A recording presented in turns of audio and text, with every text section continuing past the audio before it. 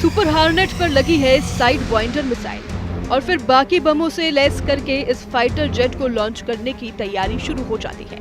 Aircraft carrier का पूरा crew active है और फिर एक के बाद एक सॉर्टी यानी उड़ान शुरू हो जाती है।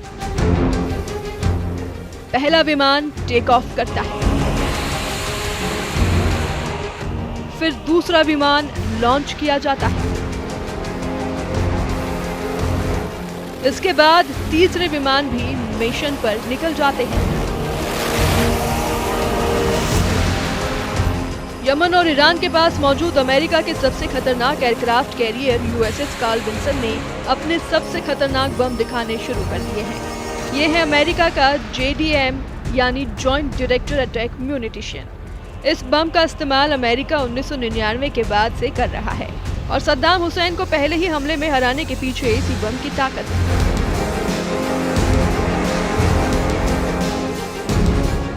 यह है अमेरिका की AGM-158 क्रूज मिसाइल। इसका इस्तेमाल भी पहली बार इराक पर हमले में किया गया था। ये दोनों हथियार FA-18 सुपर हॉर्नेट पर लगाए जाते हैं और ये दोनों बम दिखाकर ट्रंप ने साफ कर दिया है कि वो यमन को किस तरह मिट्टी में मिलाने जा रहा है।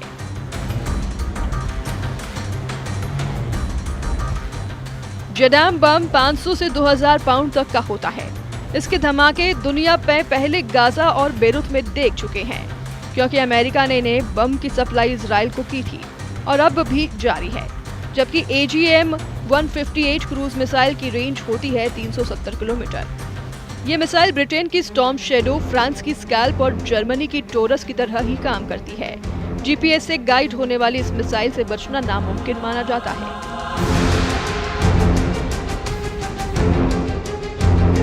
अमेरिका इस वक्त यमन को पूरी तरह खत्म करने के मिशन पर लग चुका है। ट्रंप का ऑर्डर साफ है कि जब तक हुती सरेंडर नहीं करते, बमबारी रुकनी नहीं चाहिए।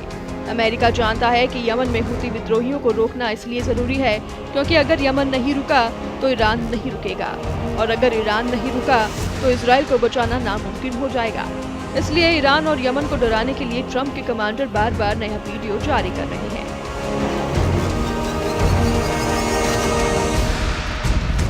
डोनाल्ड ट्रंप ने इसकी जिम्मेदारी दी है जनरल माइकल कुरिल्ला को।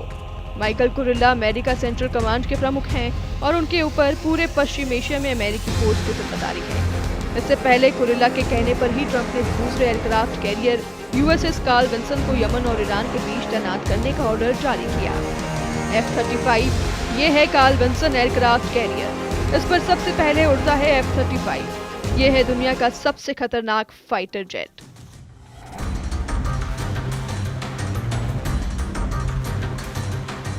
सुपर हार्नेट। इसके बाद बारी अमेरिकी नेवी का मिस्टर भरोसेमंद FA-18 सुपर हार्नेट। इसकी उड़ान भी बड़ा मैसेज दे रही है। फिर ऐसे ही एक और लड़ाकू विमान को उड़ान की हरी झंडी दिखाई जाती है। Side winder missile. अमेरिका की मिसाइल भी तैयार है। यह है साइड वाइंडर, जो 35 किलोमीटर की रेंज में दुश्मन के हवाई टारगेट को भस्म कर सकती है। अमेरिका के सबसे शक्तिशाली हथियार ईरान और यमन के दहलीज पर पहुंच चुके हैं। USS कार्ल विंसन के ऊपर ये फॉर्मेशन इसका सिग्नल है। अमेरिका ईरान के सर्वोच्च नेता अली खामनेई और हुती फोर्स के प्रमुख अब्दुल मलिक अल हुती को लगातार बता रहा है कि उनके पास अब बचने का कोई तरीका नहीं। ट्रंप बताना चाहते हैं कि हुती को इजराइल पर हमले रोकने होंगे और ईरान को परमाणु समझौता करना ही होगा। इसलिए अमेरिका के 2 एयरक्राफ्ट कैरियर पश्चिम एशिया में तैनात कर दिए गए हैं। दोनों कैरियर ऐसे वॉर जोन में हैं जहां दुनिया का सबसे खतरनाक युद्ध होने का खतरा लगातार मंडरा रहा है। USS हैरी ट्रूमैन इस वक्त यमन के पश्चिम में लाल सागर में तैनात है। वहीं USS कार्ल विंसन को अरब सागर में तैनात किया गया है। ये दोनों लोकेशन बताती है कि डोनाल्ड ट्रंप ने यमन और ईरान को बहुत बड़े अटैक मिशन से पहले बांधने का फैसला किया है। अप्रैल महीने में डोनाल्ड ट्रंप ने यमन के खिलाफ यलगार का ऐलान किया।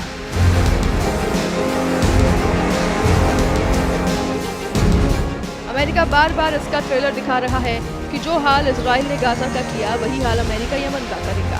ट्रंप का मैसेज साफ है। मैसेज ये कि अगर ईरान ने अपने परमाणु कार्यक्रम पर इजराइल के डिमांड के हिसाब से समझौता नहीं किया तो तेहरान से लेकर इस्फहान तक ईरान ऐसे ही चलेगा। यमन के शहरों में अमेरिका की बमबारी लगातार जारी है। ये तबाही अब भी अमेरिका की एयर स्ट्राइक का नतीजा है। अमेरिका ऐसी स्ट्राइक करके बताना चाहता है कि उसके लिए यमन को तबाह करना इतना ही आसान है जैसे इजराइल ने गाजा और बेरूत में बमबारी की है। लेकिन ऐसे हमलों को लेकर बड़ा मैसेज ईरान को दिया जा रहा है।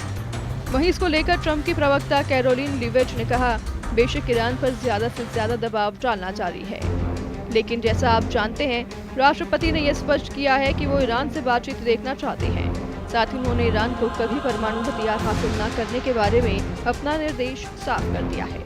राष्ट्रपति ने ओमान के सुल्तान से भी बात की है, जिन्होंने इस बातचीत में मदद की है। अभी तक अमेरिका के यमन में हूती को रोकने की हर कोशिश नाकाम रही है। इजराइल और अमेरिका की फौज यमन के हूती विद्रोहियों के आगे जूझती हुई नजर आ रही है, जबकि हूती का मकसद साफ है। यमन दोनों की सेनाओं को अपने आगे नाक रगड़ते हुए देखना चाहता है, लेकिन ट्रंप ने अचानक ऐसा फैसला किया जिसके बाद यमन के समंदर में आर पार की लड़ाई हो सकती है। यमन को रोकने के लिए दो विमान वाहक पोत बहुत बड़ी ताकत कहे जाएंगी, या कहें कि यमन जैसे छोटे देश को मसलने के लिए अमेरिका ने जरूरत से ज्यादा फायर पावर झोंक दी है। दो एयरक्राफ्ट कैरियर को तैनात करना क्या वर्ल्ड वॉर लड़ने की तैयारी मानी जाए? हूती को ईरान से मदद मिलती रही है तो इजराइल के साथ अमेरिका लगातार खड़ा है। अरबों डॉलर के हथियार लगातार अमेरिका से इजराइल पहुंच रहे हैं।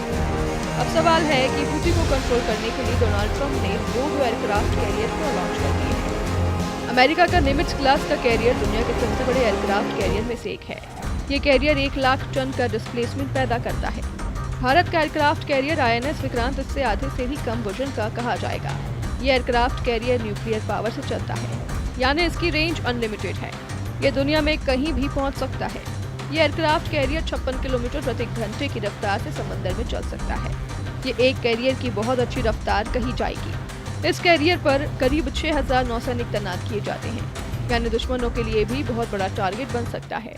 इस एयरक्राफ्ट कैरियर पर 90 विमान और हेलीकॉप्टर तैनात किए जा सकते हैं। इनमें 75 तो सिर्फ लड़ाकू विमान हैं। अभी इस एयरक्राफ्ट कैरियर पर सुपर हॉर्नेट और F-35 स्टेल्थ फाइटर ऑपरेट करते हैं। बड़े हथियार दिखाने की ट्रंप की नीयत क्या कहती है? वैसे बड़े हथियार बड़ा युद्ध रोकते भी हैं, लेकिन बड़े युद्ध की जमीन भी तैयार करती है। और यमन को देखकर अब लग रहा है कि अमेरिका बार बार के मूड में है। हालांकि इस बार उसकी टक्कर यमन के हूती से है, जिसने 18 महीने से लगातार अमेरिका, इजराइल और यूरोप के जहाजों के लाल सागर से गुजरने पर पाबंदी लगा दी है। और अमेरिका अब इस बैरिकेड को तोड़ने के लिए यमन को पूरी तरह खत्म करने के लिए तैयार नजर आ रहा है।